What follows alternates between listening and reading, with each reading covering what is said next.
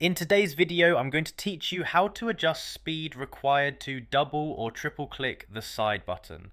Alright, so I'm starting right here on my iPhone, and the first thing I'm doing is opening up the settings app. I tap on that gear icon, give it a moment to load, and once I'm inside, I'm looking through the list of options on the screen. From here, I scroll down until I see accessibility, and once I find it, I tap on it to go inside.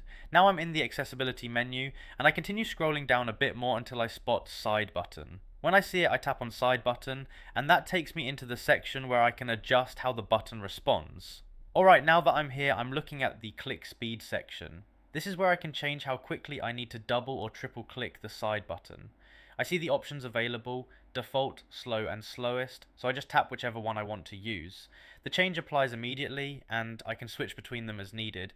I usually stay on this screen for a moment and try out the different selections, just to make sure the timing feels comfortable. There's nothing else I need to confirm or save, so once I've picked the one that works best, I'm good to go. Now I back out through the menus step by step, heading back toward the main screens, and that's really the entire process.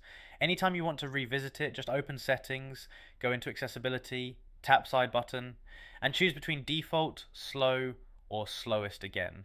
Sometimes I'll tap between the options again, just to compare how each one feels before settling on the final choice. It only takes a second, and it helps make sure I'm comfortable with the speed I picked before leaving the screen, and that's all there is to it. You've now seen how to adjust the click speed for the side button on your iPhone, and once you've gone through it once, it becomes quick and easy to return and change whenever you need.